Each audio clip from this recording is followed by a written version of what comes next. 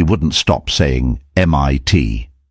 At the rooftop gala above the Boston harbor, Daniel Brooks floated from guest to guest with his arm hooked around his fiancée's waist, introducing her the same way each time.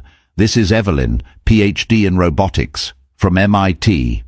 He watched the flicker of envy in people's eyes like it was oxygen.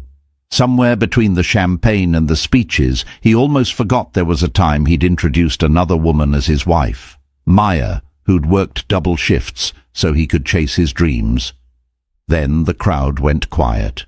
A midnight black Rolls-Royce pulled up, and Maya stepped out. On the elevator ride up to the seaport rooftop, Daniel checked his reflection for the 5th time.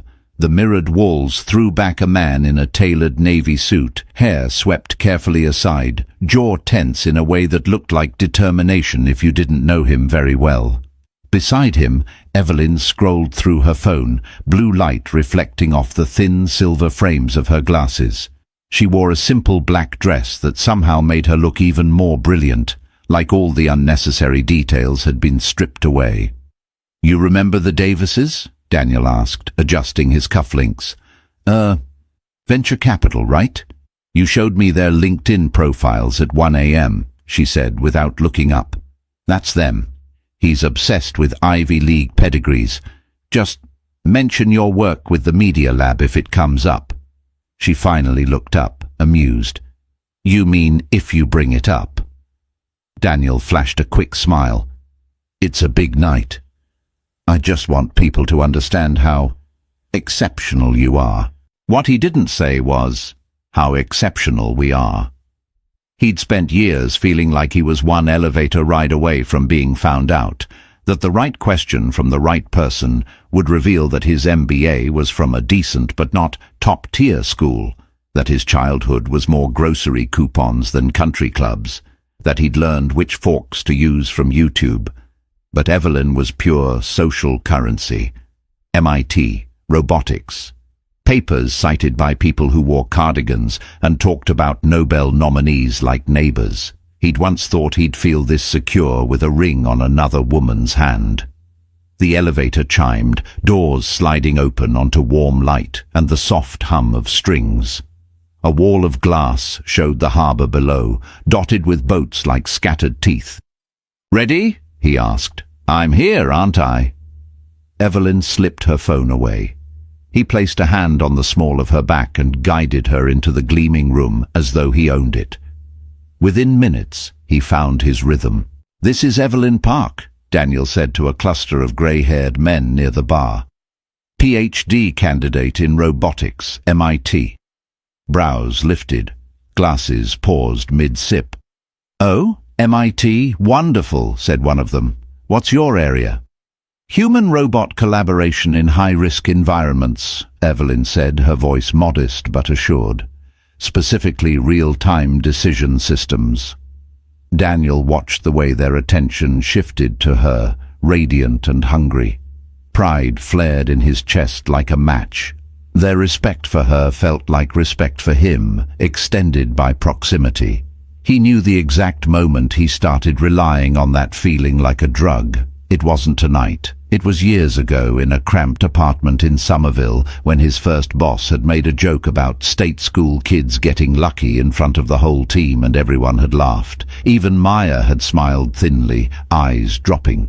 He'd laughed too, loud enough to prove it didn't sting. Tonight, no one joked. No one laughed at him.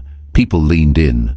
They asked Evelyn questions. They asked him how he'd landed someone like her, and he laughed, pretended he didn't drink that phrase like champagne. The music swelled. A server passed with a tray of oysters. Someone mentioned an upcoming panel at MIT he should definitely attend. This was the life he believed he'd been heading toward for years. Prestige, polished glass, people nodding when he spoke. No one needed to know that once he'd worked the loading dock at a grocery store, trudging home to a small apartment where his wife sat at the kitchen table with unpaid bills. He shook the memory off like rain. That had been another life, another marriage. He'd paid his dues. He deserved this. So when the crowd near the balcony suddenly fell silent and heads turned toward the elevator, Daniel barely noticed. He was too busy saying she actually turned down an offer from Stanford to stay at MIT. Then he felt, rather than heard, the shift in the room, a hush that tasted like curiosity. He followed their gaze. Down below, at the private entrance, a black Rolls-Royce Ghost slid to the curb like a shadow given shape. The valet hurried forward. The driver stepped out, his suit subtly more expensive than Daniel's. He circled to the passenger side and opened the door. A slender leg appeared first, in a dark green dress. Then a woman stepped out, her hair swept up, the city lights threading through it like silver. For half a second, he saw only her profile. The curve of her cheek, the familiar tilt of her chin when she spoke. No, the breath left his lungs.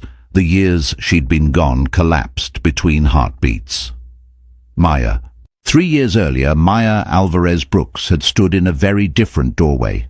Not a rooftop gala, but a beige mediation room in a low-rise near Government Center, its fluorescent lights buzzing like mosquitoes.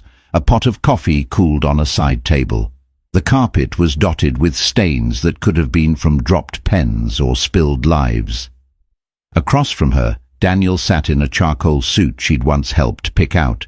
He scrolled through his phone until the mediator cleared her throat. "We're here to finalize the terms of the divorce," the mediator said. "I understand you've agreed that Daniel will keep the condo and the car, and Maya will take the savings," Daniel said quickly. "What's left of it?" Maya's hands twisted in her lap. Savings. The word sounded generous until you looked at the numbers. After his MBA loans, the credit cards, the move, the furniture he swore he needed for clients. They can tell if it's from IKEA, Maya. There wasn't much. She'd known how little there was before she signed. She'd done the budget late at night, the way she'd done everything in their marriage, quietly, competently in the background. First, there had been love. That came easy. He'd been funny then, broke, earnest, with a chipped-tooth smile and a way of looking at her like she was the only person in the room who mattered. They met on the Red Line of all places. She'd spilled coffee on her blouse. He'd handed her a napkin and made some joke about starting the day caffeinated and chaotic. He told her stories about growing up in a town where nobody left and how he planned to. She told him about community college and working nights at a diner to help her mother. He never mocked her diploma. Not at first. Back then he'd said things like, "You're the smartest person I know, degree or no degree," while she edited his grad school essays until dawn. She still remembered the acceptance letter. "We are pleased to offer you admission." He'd lifted her off the ground in their sagging kitchen, laughing. "We did it," he said, not noticing the pronoun until much later when "we" turned to "I." When they moved for his program, Maya picked up extra shifts as a data entry temp, then as a junior analyst. She learned Excel the way other people learned languages, watching tutorials on her lunch breaks. Their fights started small. "Can you just not bring up your job when my classmates are around?" he'd said once, not meeting her eyes. "You know how they are about non-traditional backgrounds." "What does that even mean, Daniel?" "It means they assume you're dumb if you didn't go to an Ivy. I'm just trying to protect you." She'd accepted that the way she'd accepted working late, accepted skipping vacations, accepted holding her breath when he came home in a mood. Protection, she'd thought then, felt a lot like erasure. By the time he finished the MBA, the man who'd once confessed his fears to her came home with a different vocabulary. Brand. Positioning.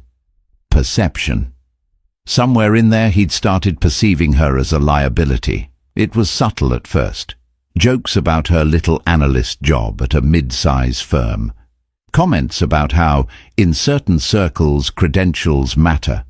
She noticed that when he introduced her at events, he said, "This is Maya," and nothing else. No last name. No mention of how she'd found a way to automate half her team's reporting process. At one particularly glossy fundraiser, she'd overheard him say, "She's between things right now. But it's great. It lets me really focus on my career. Between things, she'd been working 60-hour weeks while he took networking lunches. The first real fracture came when she found the messages. A work friend from his firm. Late-night texts filled with emojis that weren't strictly professional. Complaints about how Maya just doesn't get this world. When she confronted him, his face hardened into a stranger's. "Do you have any idea how much pressure I'm under?" he snapped. "Everyone at the firm is from somewhere you've probably only seen in movies. Their dads own things, Maya. I'm the charity case. If I don't fit in, I lose everything I've worked for. I can't carry you and my career." "Carry me," she repeated. "Who worked double shifts while you were in school? Who covered your student loan payment last month?" "That's not the same thing." "What is it then?" "It's money," he said. "That's transactional. This is about perception." Word by shriveling word, she felt the life they'd built crumble. The affair was emotional, he swore. Then it was just a mistake. Then not the point. The point, he insisted, was that he needed someone who understood ambition. Maya signed the papers 2 months later. "I just want you to be happy," she'd said, and some naive part of her had meant it. She was so used to folding herself into shapes that fit his needs that leaving still felt like accommodation. When she walked out of that mediation room, the December air slapped her cheeks raw. She didn't have a car anymore. He'd kept that. The tea station was 3 blocks away. She pulled her thrift store coat tighter and walked into the wind, carrying a manila envelope full of legal confirmation that their life together had ended. She thought irrationally about the coffee he'd handed her on the Red Line years ago, about how kindness could be the first note in a song that ended in dissonance. As she descended the station stairs, a luxury car rolled past above, sleek, dark, indifferent. Maya didn't see it. 3 years later, she would step out of a car like that and feel every step like a reclamation. By the time Leon Hartman saw her, Maya had already been passed over twice, not for promotions, for cabs. It was raining, one of those sideways Boston rains that turned umbrellas into kites. Maya stood near a bus stop in Kendall Square, soaked to the knees, clutching a cardboard tube full of grant proposals against her chest. Her job at the non-profit think tank didn't pay enough for Ubers on a regular basis. Buses she could justify. Taxis were a luxury reserved for sprained ankles and food poisoning. Tonight, she was dangerously close to making an exception. She'd just left a meeting with a potential funder that had gone, all right. Not great, not terrible. The man had smiled politely and said, "We'll keep your proposal in mind." She knew what that meant. She also knew the work her team was doing, building data tools for small community health clinics, could change lives. She just didn't have the vocabulary of status to make the right people believe that. An empty taxi slowed, blinked, then sped up as a man in a nicer coat stepped off the curb 15 feet ahead and raised his hand. Maya watched it glide past her, as unobtainable as a private jet. She sighed, shifting her weight. Her phone buzzed. A text from her director. "Any luck?" She typed back, "He said he'll think about it, so maybe." She didn't add. "He asked if we had any celebrity collaborators. Didn't seem interested in our pilot data."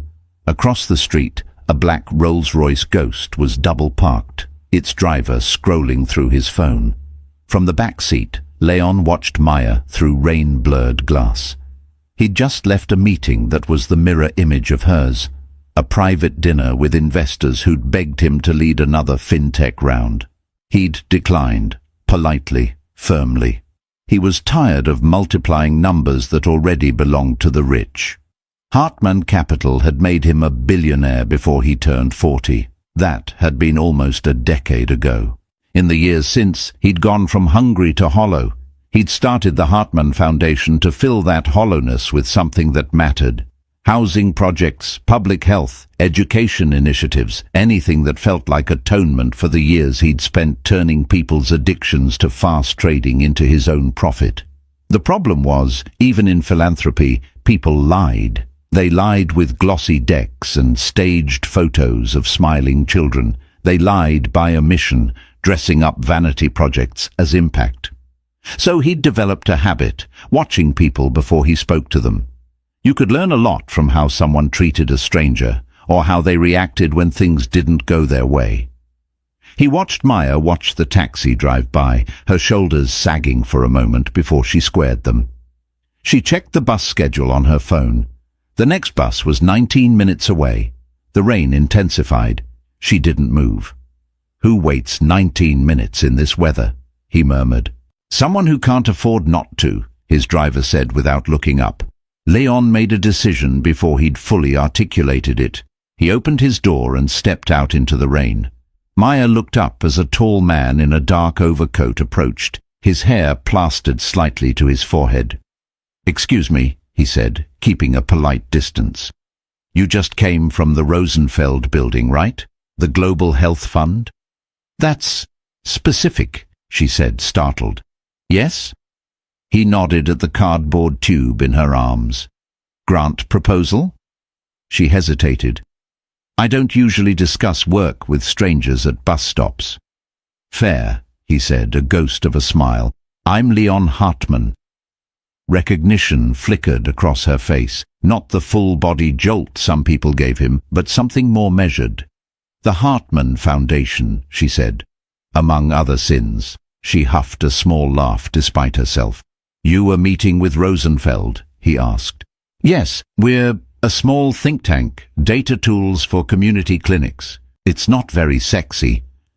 "Saving lives with better data is plenty sexy," he said. "Did he bite?" "We'll keep you in mind." Ouch. "Yeah." She shifted her weight again. "It's fine. I'm used to it." He studied her for a moment.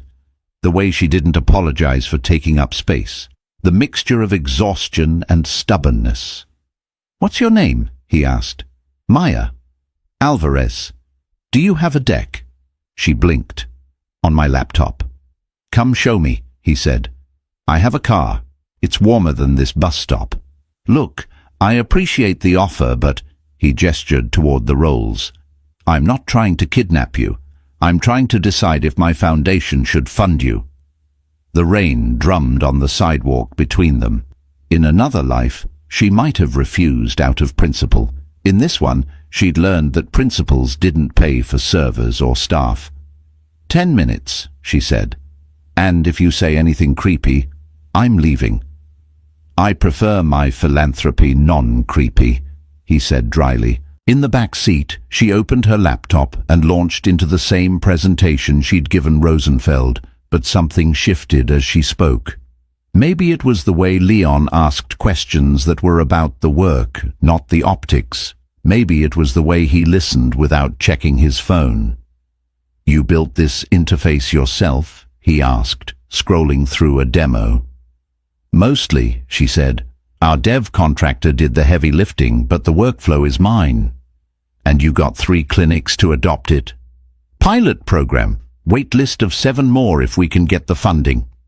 He nodded slowly, eyes distant for a moment, thumb tapping against his knee. "Your director, is he the one who pitched?" "I did," she said. "He came, but I did the talking." "Of course you did," Leon murmured. He closed the laptop carefully and looked at her. "How much do you need for a year?" she told him, hands trembling slightly. "That's it," he said, her mouth twisted.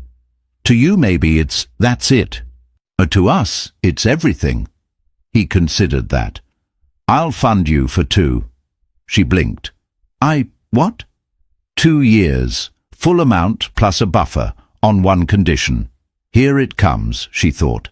The branding demands, the photo ops, the strings. "You stop acting like you're asking for favors," he said. "You're not. You're offering people a chance to do something that matters." The words hit a place inside her she hadn't realized was bruised. She swallowed. "That's not usually how it feels." "I've seen the other side," he said. "Trust me, your way has more integrity." She didn't cry, not in front of him. not with rain still drying on her cheeks. 2 weeks later, the grant agreement was signed. 3 months after that, he asked if she'd consider coming on as Director of Data Initiatives at the Hartman Foundation. "I need someone who understands numbers and neighborhoods," he said. "Most people have one or the other." She hesitated. Her current team needed her. But Leon offered a chance not just to survive in the non-profit world, but to shape it. She took the job. Somewhere along the way, Director of Data Initiatives became Chief Operating Officer of Hartman Impact Labs, a new venture spinning out of the foundation to invest in community-driven tech. Leon made her a co-founder. He gave her equity. He listened when she said things needed to be done differently. It wasn't a fairy tale. There were grueling weeks, failed pilots, board fights. She still rode the bus more often than not. But there was a new steadiness under her feet. She was no longer the woman in the background. She was the one in the room. So when Leon forwarded the invitation to the Seaport Gala, she almost declined. The host was an old acquaintance of his, raising money for a social impact innovation hub that sounded suspiciously like a co-working space with plants. "Take the night," he'd said, leaning against her office doorway. "Eat their lobster. Let them pitch you instead of the other way around for once." She'd smiled. "You just don't want to make small talk." "That too," he paused. "Come with me. As Hartman Impact Labs co-founder, people should get used to seeing you arrive in style." "Style is a strong word for me, tripping in heels," she said. "Style," he repeated firmly. "We'll send the car." She'd said yes, eventually. It would be good for the labs, for their presence. She knew in a distant, abstract way that Daniel moved in some of the same circles now. Finance, philanthropy, tech, they all bled into each other. But Boston was a city of silos. She'd made it 3 years without crossing his path. She told herself that if she did see him, if, by some cosmic coincidence, he was there, she would be fine. She was not that woman in the mediation room anymore. She believed that. Almost. The invitation sat on Leon's conference table, thick cream cardstock with embossed gold letters. Seaport Future Impact Gala underneath, in smaller font, honoring leaders in innovation, finance, and philanthropy. Maya flipped it over, then back again. "Do they pay by the word?" Leon chuckled. "They pay with naming rights and truffle mac and cheese." "So, a fair trade," she said. "Come," he urged. "Wear something that makes our board wonder why they ever underestimated you." She rolled her eyes. "Our board doesn't underestimate me. They underestimate women named Alvarez from East Boston. Entirely different thing." "Then give them a new archetype," he said. She traced the edge of the invitation. "Are you sure you don't want to bring someone else? This is the kind of event where people assume things when a man like you shows up with a woman like me." "A competent partner?" he asked. "A younger woman," she said dryly. "You know how it looks." "I'm not interested in how it looks," he said. "I'm interested in what you've built with me. They should see that." She believed him, mostly, but it wasn't Leon she worried about. It was everyone else. The last time she'd been at a gala with a man in a tailored suit, she'd been a silent accessory. She wasn't sure she knew how to move through this world as anything else yet. That night, at home in her small but sunlit apartment in Jamaica Plain, she opened her closet and stared at the row of dresses. Most were practical, work-appropriate, neutral. There was one she'd bought on a whim and never worn, deep green with a low back and a soft drape. It made her feel like a person she hadn't met yet. She tried it on, looked in the mirror. Not bad, she thought, not bad at all. Her phone buzzed. A group chat with friends from her old job lit up with memes and weekend plans. She typed a quick reply about her fancy work thing and dropped in a joking selfie of the dress from the neck down. Emojis flooded in. Her closest friend, Tasha, added, "Girl, if your ex could see you now." Maya stared at that for a moment too long. She hadn't stalked Daniel in months, maybe a year. She'd muted his name on social media. But curiosity had sharp edges, and sometimes, late at night, she still tripped. She opened a private browser window, typed his name. There he was, Daniel Brooks, Senior Partner, Halbridge and Shaw Capital. The firm's bio photo showed him in yet another expensive suit, smile more practiced now. The article below the bio was a profile. From small town to big deals, the relentless rise of Daniel Brooks. Relentless, she thought. That tracked. Scrolling, she found it. A photo from an awards dinner 2 months ago. Daniel stood with his arm around a woman in a cobalt dress, her black hair in a sleek bob. The caption read, Daniel Brooks and fiancée Dr. Evelyn Park at the Halbridge Annual Awards. Fiancée. Maya's lungs did something odd. Not quite a gasp, not quite a sigh. She clicked. Another article, this one about power couples in Boston innovation, mentioned Evelyn. Evelyn Park, PhD candidate in robotics at MIT, whose work at the intersection of AI and human collaboration is already turning heads. MIT. It stabbed at a familiar bruise. The years of being told that without certain letters on her resume she would always be second tier. She zoomed in on Evelyn's face. The woman looked kind, sharp but kind. Not at all the villain that a more convenient narrative would require. Maya closed the laptop.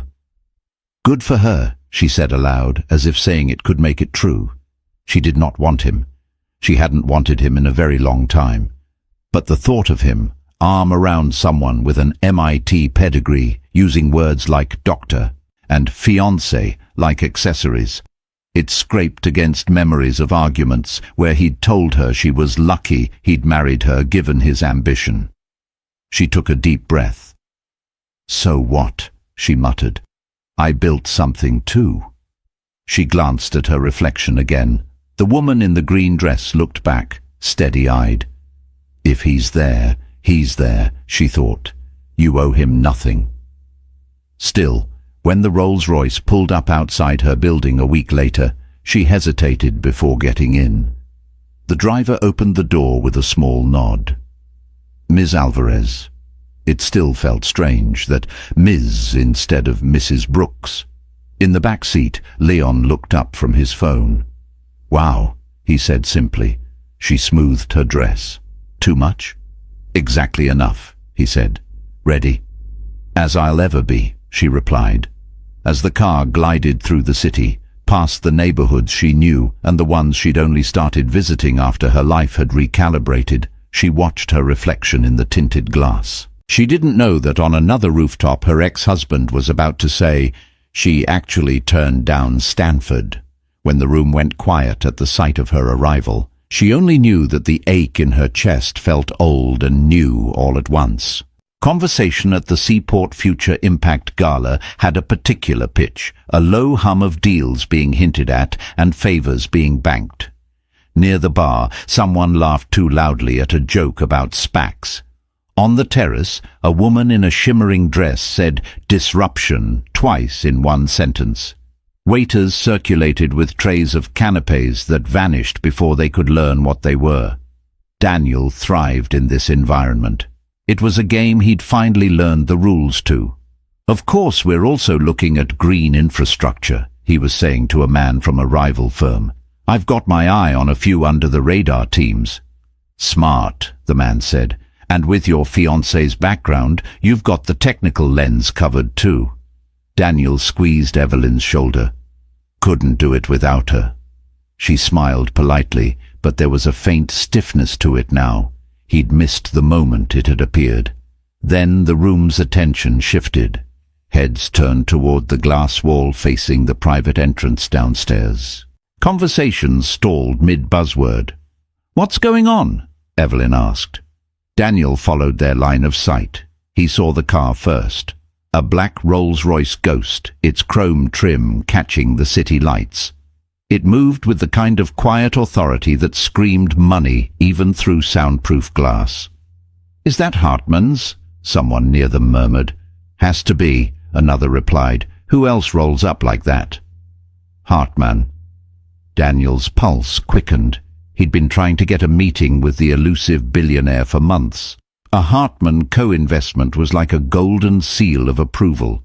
He barely registered the driver stepping out. His eyes were on the rear door as it opened. A woman's foot in a simple black heel touched the pavement. Then she emerged, the green dress falling around her like liquid.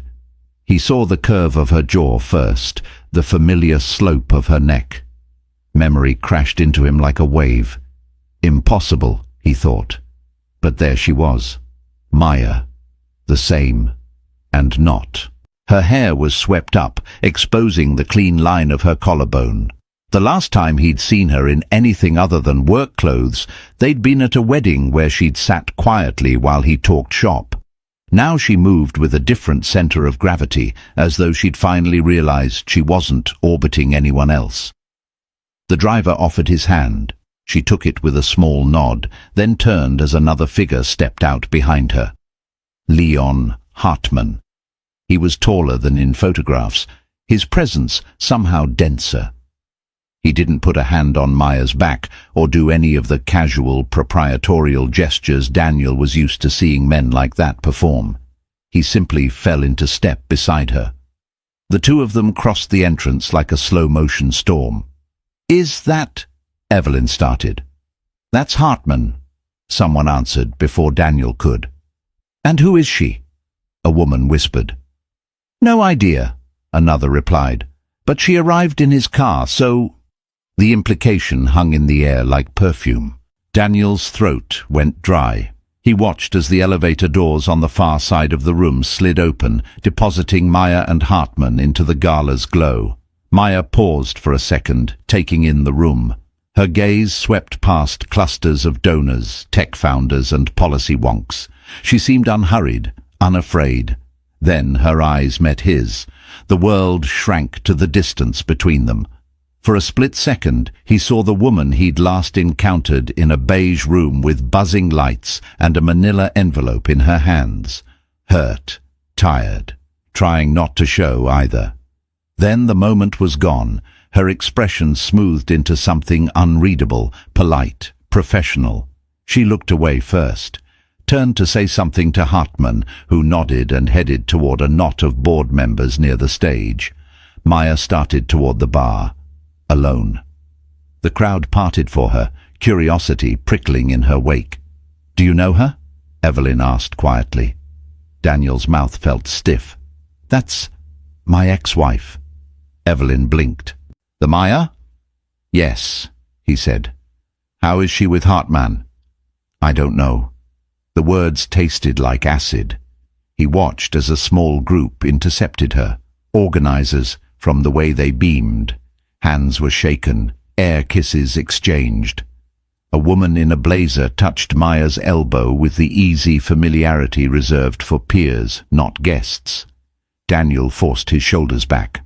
"So," he said brightly, addressing no one in particular, "I guess Hartman's here. Good to know." No one responded. They were still watching Maya. He gripped his champagne flute so hard his knuckles whitened. Maya felt the weight of eyes on her like warm pressure on her skin. She'd expected attention because of the car, because of Hartman. She had not expected the precise, familiar sensation of being watched by Daniel.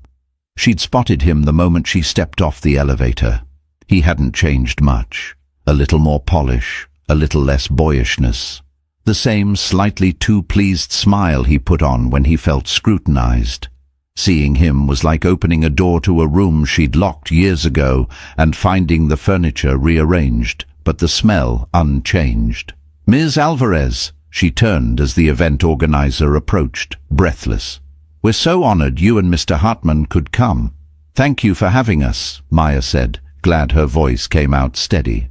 "We'd love to have you say a few words later about Hartman Impact Labs," the woman continued.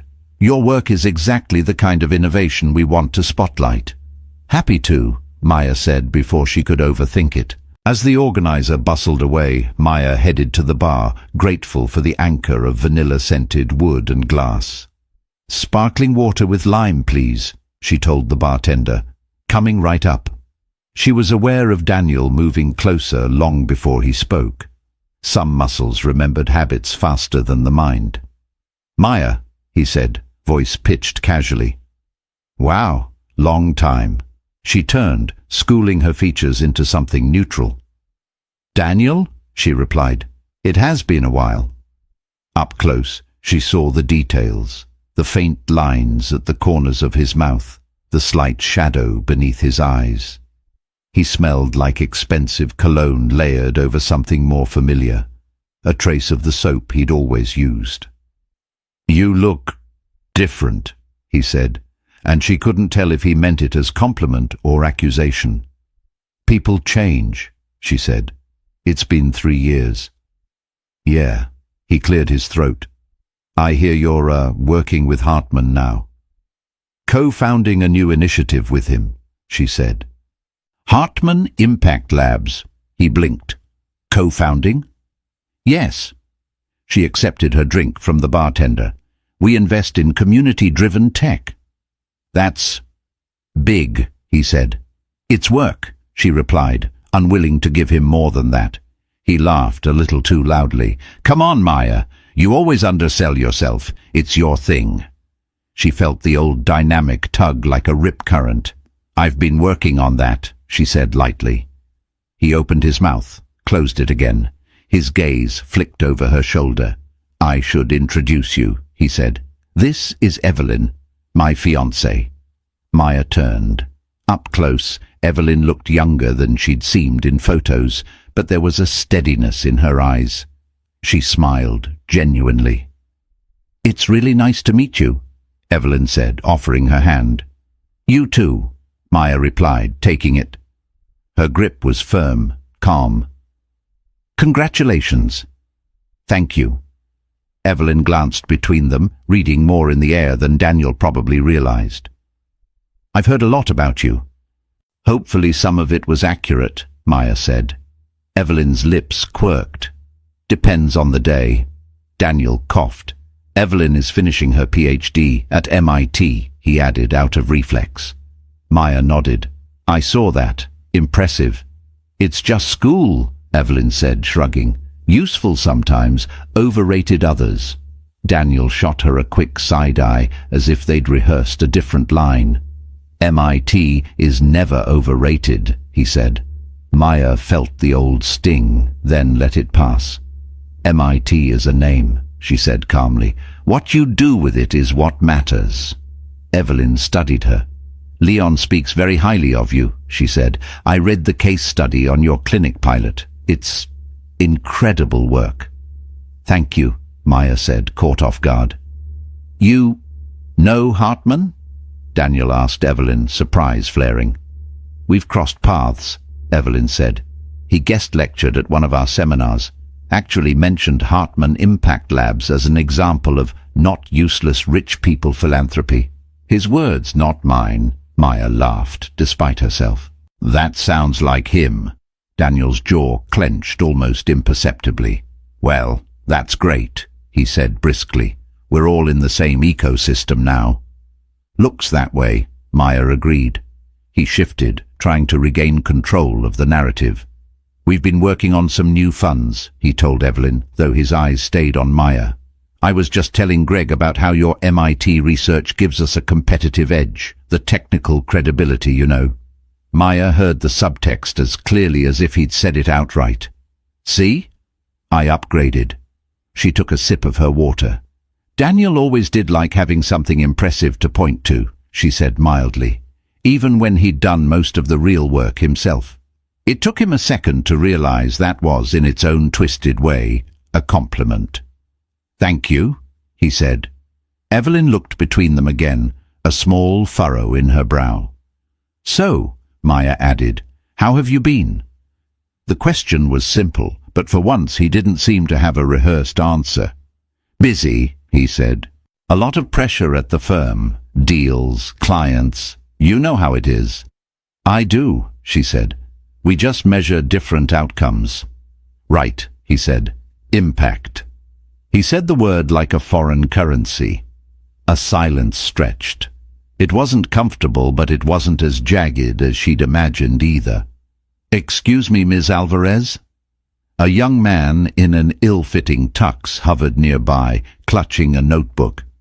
"I'm so sorry to interrupt. Our director was wondering if you'd be willing to say a few words on stage after Mr. Hartman, about your work." Maya blinked. "On stage? Yes. We're all huge fans of what you're doing with the labs." He flushed. "I hope one day to, well, anyway, it would mean a lot." Maya felt both Daniel and Evelyn's eyes on her. "Sure," she heard herself say. "I can do that." "Great." The young man beamed and retreated. Daniel let out a low whistle. "Look at you, sharing a stage with Hartman." "It's just a few minutes," she said. "That's more than most people get," he replied. Evelyn touched his arm lightly. "We should probably find our table," she said. "They're going to start the program soon." "Right," Daniel said. He hesitated. "Maybe we can catch up later." "I'll be around," Maya said, which was not a yes and not a no. As they walked away, Evelyn glanced back once, meeting Maya's eyes with a look that was hard to categorize. Curiosity, certainly. Maybe something like respect. Maya turned back to the bar, exhaled slowly, and thought, so that's done. But it wasn't. Not yet. At their table, Evelyn stirred her drink slowly, watching the ice rotate. "You okay?" Daniel asked, unfolding his napkin. "Yeah," she said. "Just processing." "About Maya?" "She's not what I expected," Evelyn admitted. "What did you expect?" "I don't know. Someone who'd be intimidated by all this?" She waved vaguely at the glittering room. "You made it sound like she never really got your world." He shrugged. "She didn't. Back then." "She seems to get it fine now," Evelyn said. "Maybe more than we do." "That's because she got lucky," he said quickly. "Hartman probably needed someone to make him look good. People like Maya are—" He stopped, realizing too late what he was about to say. "People like Maya are what?" Evelyn asked softly. He forced a laugh. "You know, scrappy. From the right background for those bootstrap stories the press loves." "She didn't look like a prop," Evelyn said. "She looked like a partner." Silence settled over them, broken only by the clink of cutlery around the table. "Why did you never tell me she worked in data?" Evelyn asked. Daniel shifted. "It wasn't important." "It sounds pretty important to Hartman," she said. He took a gulp of wine. "Can we not do this here?" "Do what?" "Pick apart my past," he said. "I'm not picking," she replied. "I'm just recalibrating the story you told me." The story he'd told her early on had gone like this. "I married young. It was a mistake." She didn't understand ambition. He'd left out the parts about double shifts, about edited essays, about a woman at a bus stop who kept going even when the taxis didn't stop. On stage, the MC tapped the microphone. The room dimmed slightly as the program began. "Tonight, we're honored to have two very special guests," the MC said. "First, a man whose name is synonymous with innovation and philanthropy, Mr. Leon Hartman." Polite applause rose as Leon walked up, giving a brief, funny, surprisingly blunt speech about the pitfalls of performative giving. "And following him," the MC continued, "we're delighted to hear from someone at the heart of Hartman Impact Labs. Please welcome Maya Alvarez." Evelyn leaned forward slightly. Daniel's jaw tightened. Maya stepped to the podium, notes in hand, then set them down without looking. "Good evening," she began. "I'm supposed to tell you about what Hartman Impact Labs does. We invest in community-driven tech solutions. That's the short version. But what I really want to talk about is power." A murmur rippled. This was not the usual script. "Most of us in this room," she continued, "are here because we hold some form of power. Money, credentials, connections. We like to think we're using those things for good. Sometimes we are. Sometimes we're just rearranging furniture in a burning house."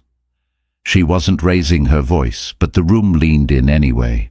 "Impact isn't about putting your name on a building," she said. "It's about putting resources in the hands of people who know what their own communities need. It's about stepping back and being uncomfortable with how little you actually know about lives that don't look like yours." Evelyn felt a chill run up her spine.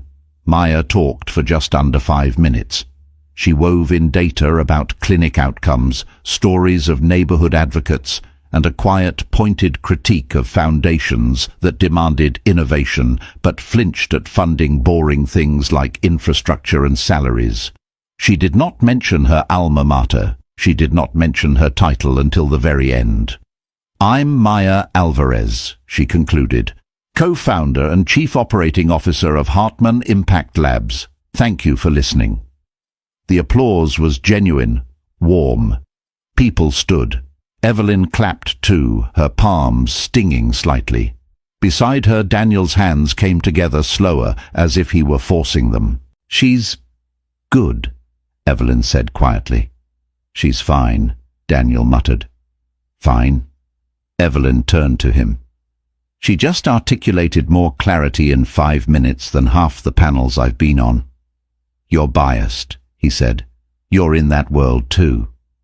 "Our worlds overlap more than you like to admit," she said.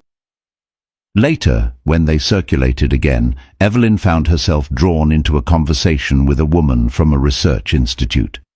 Daniel drifted away to shake hands with a partner from another firm. As the night wore on, Evelyn discovered 2 things.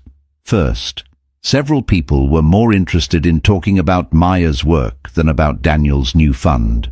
Second, when Daniel did talk about his fiancée, he kept saying MIT like an incantation. "She's at MIT," he'd say, even when no one had asked. "Her PhD in robotics is a huge asset." Eventually, one older man raised an eyebrow and said, "Yes, Daniel, we've heard, several times." Evelyn flushed, though the comment hadn't been directed at her. In the ladies' room, as she washed her hands, she caught Maya's eye in the mirror. "Hey," Evelyn said. "Your speech was... honestly, it was incredible." "Thank you," Maya replied, drying her hands. "I'm sorry if this is weird," Evelyn added. "Meeting like this. I didn't know." "That he had a life before you?"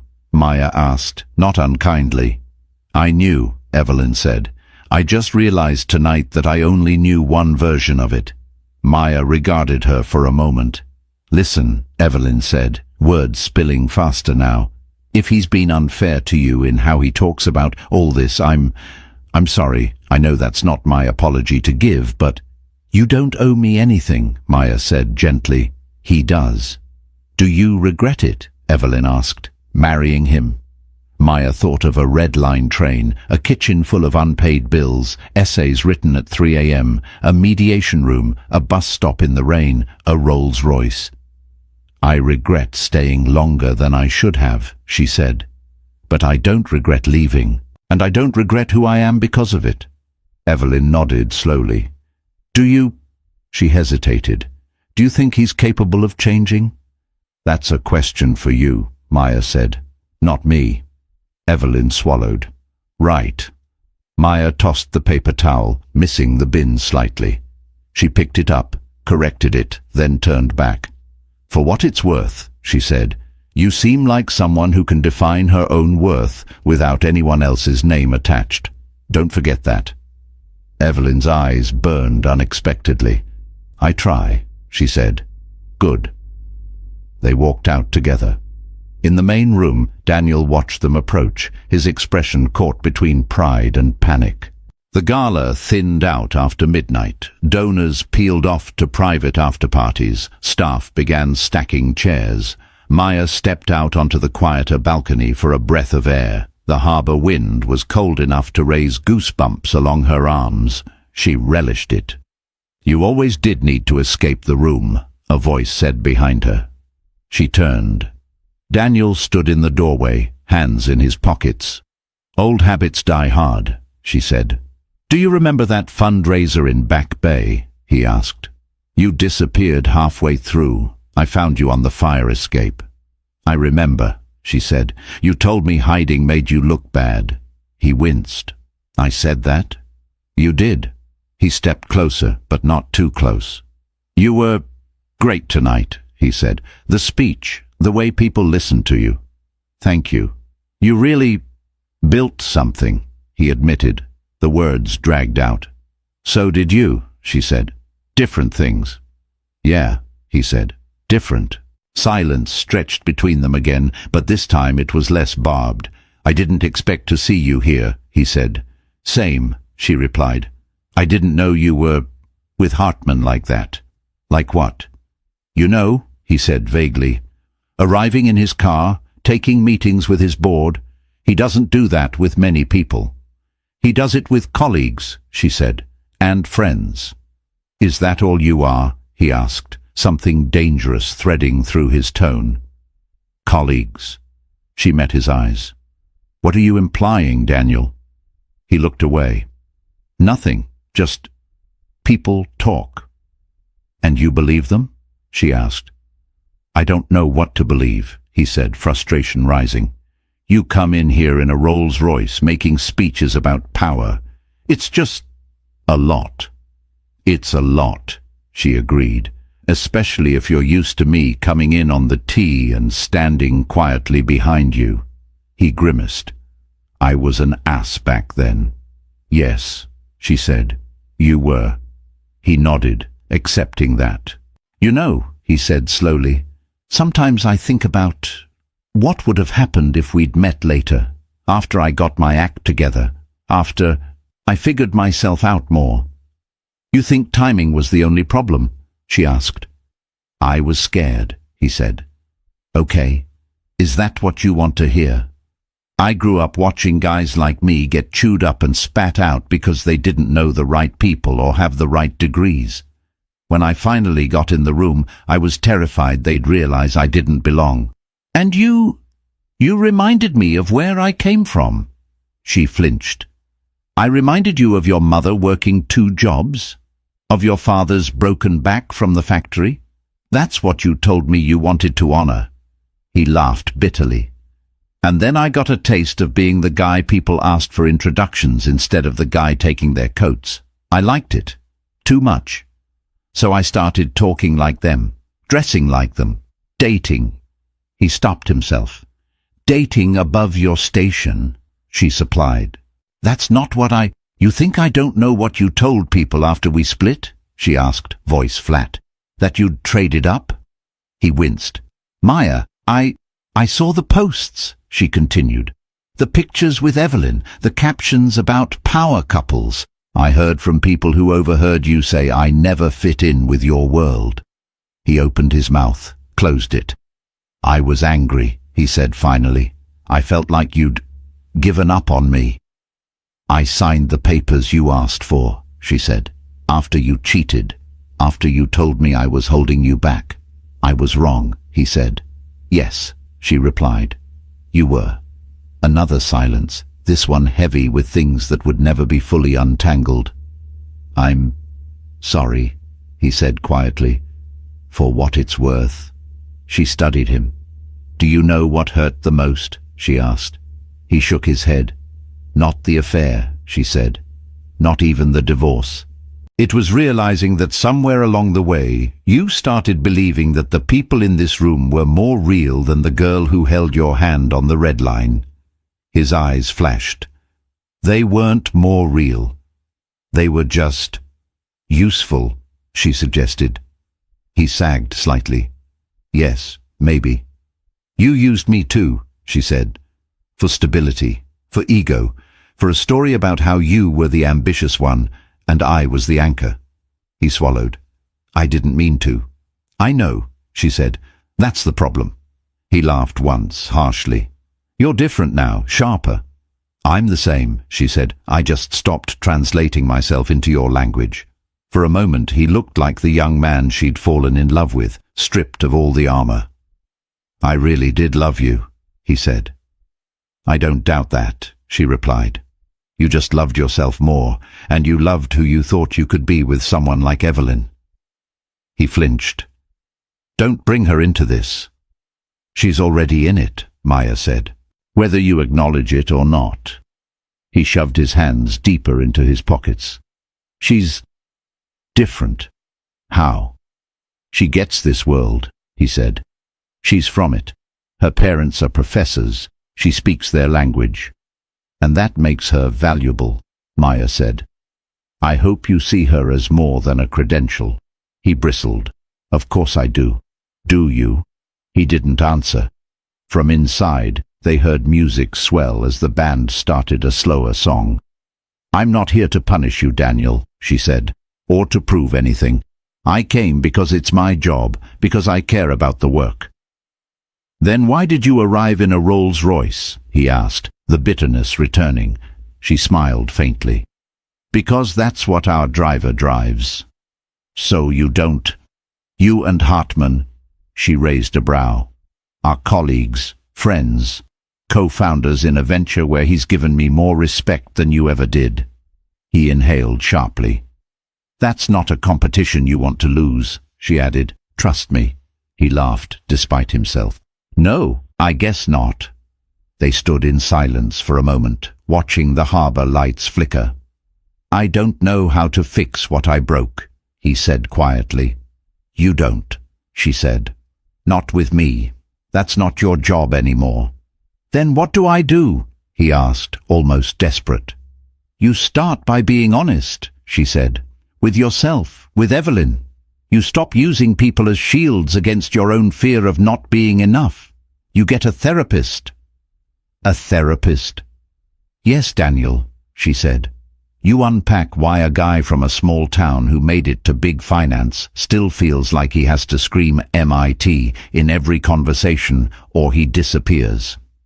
He opened his mouth to protest, then shut it. And you apologize to the people you've hurt, she finished, without expecting them to absolve you. He nodded slowly. I can do the last part. I can try. Good, she said. They went back inside. Later, in the parking garage, their paths crossed one more time. Maya stood near the elevator, scrolling through emails when she heard raised voices echoing off the concrete. Not about her degree, Evelyn was saying, anger sharpening her words. It's about how you talk about it. About me. You're overreacting, Daniel said. Am I? Evelyn snapped. Do you know how many times tonight you introduced me as my fiancée from MIT instead of just Evelyn? Do you know how small that makes me feel? You're the one who always talks about your work, he shot back. I talk about my work, she said.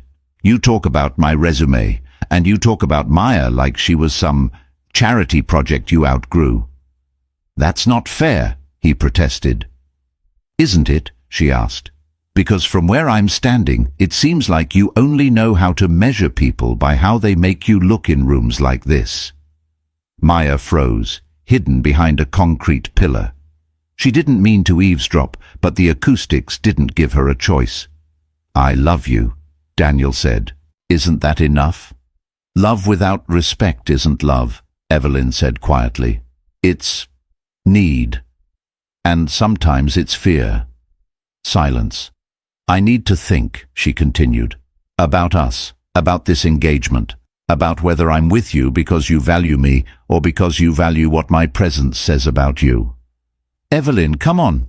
I'm getting a ride with my lab mates, she said. I'll text you tomorrow. Footsteps receded. Maya stepped back, giving her a clear path to the exit. Their eyes met briefly. Evelyn's were bright but steady. Hey, Maya said softly. Hey, Evelyn replied. You okay? I will be, Evelyn said. Eventually, Maya nodded. Good. She didn't offer advice. She didn't say I told you so. She simply let the younger woman walk past with her head held higher than before. A moment later, she heard Daniel's footsteps approaching. You heard that, he said, not quite a question. The acoustics here are terrible for privacy, she said. He laughed once, bitterly. Of course. I meant what I said, she added. What you do next is on you. He nodded, looking suddenly tired in a way that had nothing to do with the hour.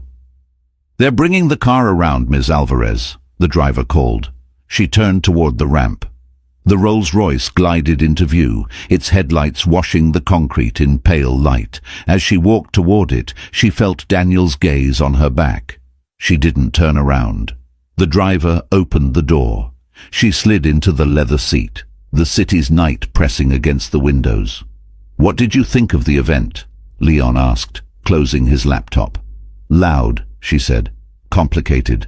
"Complicated how?" "Old ghosts," she said. "New mirrors." He studied her face. "Are you okay?" She exhaled slowly. "Yeah, I think I really am." The car pulled away, leaving the garage and the echoes of old patterns behind. In the weeks that followed, the gala became a story people told. They talked about Hartman's brutally honest speech. They talked about the way he'd ceded the spotlight to his COO.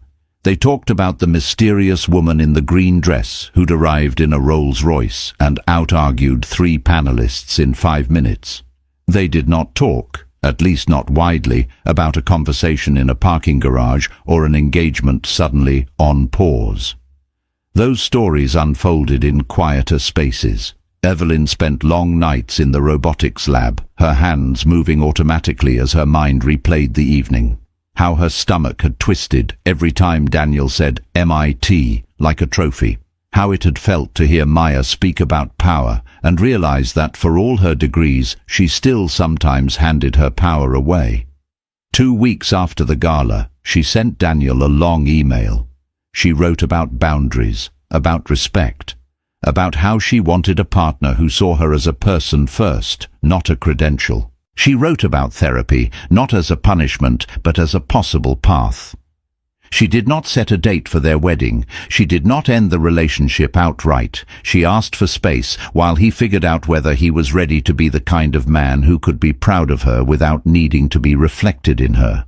Daniel read the email 3 times. Then he made a call he'd never expected to make. He found a therapist. The first session was excruciating. He sat on a beige couch, not unlike the one in the mediation room years ago, and tried to explain himself to a stranger who didn't care about his title. They talked about his father's silence after losing his job, about the way kids in high school had sneered when they saw his address, about the first time he'd realized people treated him differently when he mentioned the name of his firm. Slowly, he saw patterns where he'd previously seen only personality. He apologized to Maya again, in writing this time, a letter she read at her kitchen table, the evening sun slanting across the page. She didn't respond. She didn't need to. The apology wasn't for her to manage. Instead, she put the letter in a drawer and went back to reviewing a proposal from a group of high school students in Dorchester who wanted to build a mental health app for their peers. "Too risky?" one of her analysts asked. "They're so young." "That's exactly why we should meet with them," she said. "Get them the support they need to make mistakes safely." She thought of her younger self, navigating big decisions without guides. Redemption, she'd come to realize, wasn't a cinematic moment. It was a series of choices, small and unglamorous, repeated until they rewrote a life.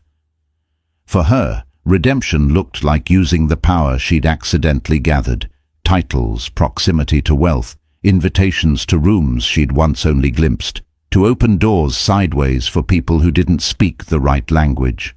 She still rode the bus sometimes. The Rolls-Royce was for certain events, not for everyday life. One rainy evening, waiting under a shelter, she saw a young woman clutching a folder, eyes red from crying. "First grant rejection?" Maya asked gently. The woman sniffed. "Third, actually." Maya smiled faintly.